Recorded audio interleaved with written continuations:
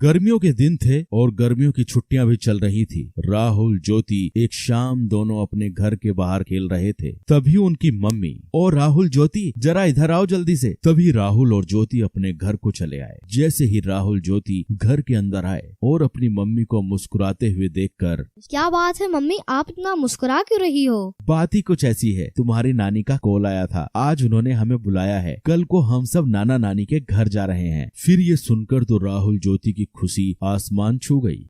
चलो पैकिंग शुरू कर देते हैं, नाना नानी के गांव चलते हैं और एंजॉय करते हैं।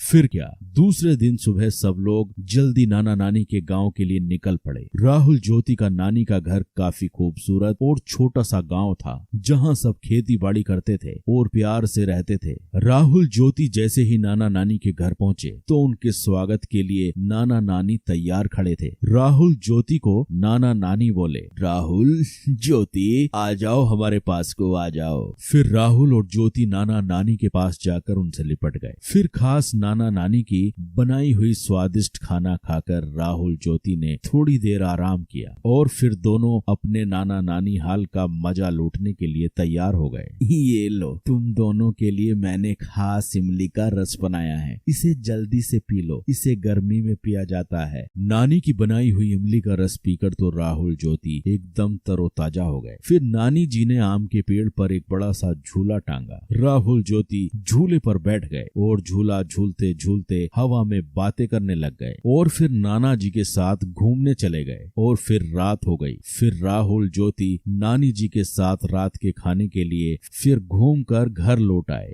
नानी जी, मैं आपके हाथों से खाऊंगा। नानी मुझे भी खिलाओ ना। ये सुनकर नानी जी हंसने लगी। ठीक है, मैं तुम दोनों को अपने हाथों से खिलाती हूँ। फिर क्या, राहुल ज्योति ने नानी के हाथ से पेट भरकर खाना खाया और खाना खाने के बाद सब लोग सोने की तैयारी करने लगे और फिर राहुल ज्योति को गर्मी महसूस होने लगी। नानी जी, घर के अंदर कितनी गर्मी महसूस हो रही है, पंखा भी गर्म हवा फेंक रहा है, आपके घर में एसी भी नहीं है। हमें तो एसी की आदत है, अब तो हमें रात भर नींद नहीं आएगी। यह सुनकर नाना नानी के साथ सब लोग हंसने लगे। यह देखकर राहुल और ज्योति ज्यादा कंफ्यूज हो गए।